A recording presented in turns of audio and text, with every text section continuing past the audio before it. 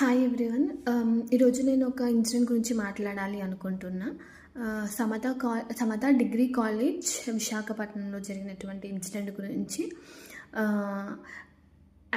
మనం ఏమంటాము, గురు బ్రహ్మ గురు విష్ణు గురుదేవ మహేశ్వర గురు సాక్షాత్ పరబ్రహ్మ తస్మై శ్రీ గురువే నమః. అంటే గురువే విష్ణువు, శివుడు, బ్రహ్మ త్రిమూర్తులతో సమానం అలా అంటాము. అలాంటి ఒక ప్రొఫెసరే అలాంటి ఒక వృత్తిలో ఉన్నటువంటి పర్సనే అలా సెక్షువల్ హరాస్మెంట్ చేయడం అది ఎంతవరకు కరెక్ట్? అండ్ ఐ ఫీల్ అలాంటి వాళ్ళని చాలా స్ట్రిక్ట్గా పనిష్ చేయాలి. అండ్ మోర్ ఓవర్ నాకేమనిపిస్తుంది అంటే how society perceives this kind of situation అని. ఇలాంటి ఒక సిచ్యువేషన్ ఒక అబ్బాయిల మీద జరిగినప్పుడు మన చుట్టూ ఉన్నటువంటి సొసైటీ ఆ సిచ్యువేషన్ని ఎలా తీసుకుంటుంది అని.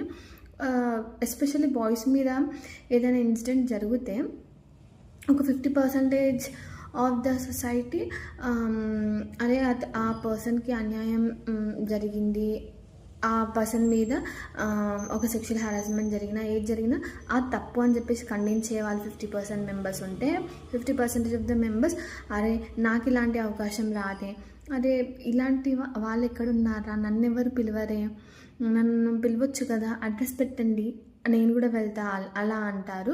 So this kind of men అనేది బోత్ జెండర్స్, మేల్స్కి కానీ ఫీమేల్స్కి కానీ ఇలాంటి వాళ్ళు చాలా హార్మ్ఫుల్. ఎందుకంటే ఒక ప్రాణం విలువ అది.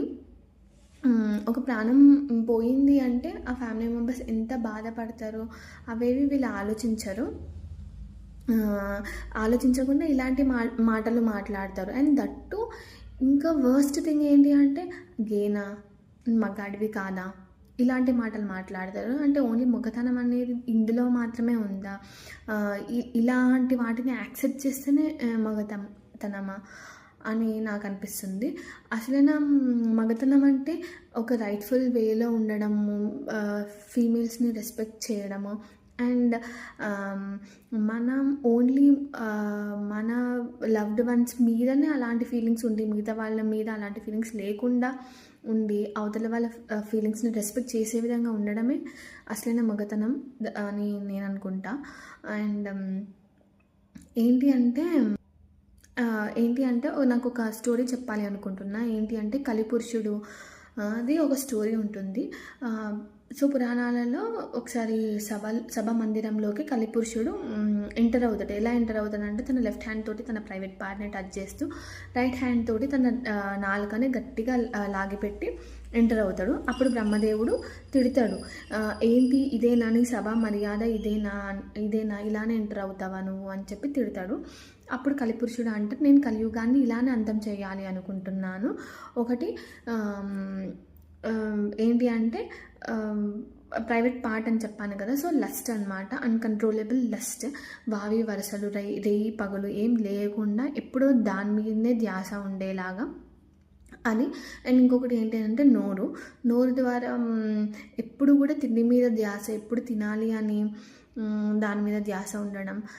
ఇంకొకటి కండిషన్ ఏంటి అంటే అండ్ ఇంకొక కండిషన్ ఏంటి అంటే నోరు ఉంది కదా అని చెప్పేసి దాన్ని ఎలా పడితే అలా తిట్టడము, ఎదుటి వాళ్ళని అనడము. సో ఈ వాటితోని నేను ఈ కలియుగాన్ని అంతం చేయాలి అనుకుంటున్నా అని చెప్పేసి చెప్తాడు. సో బ్రహ్మదేవుడు కూడా ఓకే ఇది ధర్మం కాబట్టి నువ్వు అలానే చెయ్యు అని. బట్ మన కలియుగం కూడా అలానే అయిపోతుంది. సో మనం ఎన్నో క్రైమ్స్ చూస్తున్నాం. సో మన కలియుగం కూడా ఇలానే నాశనం అయిపోతుందేమో అని ఒక ఫీల్ వచ్చి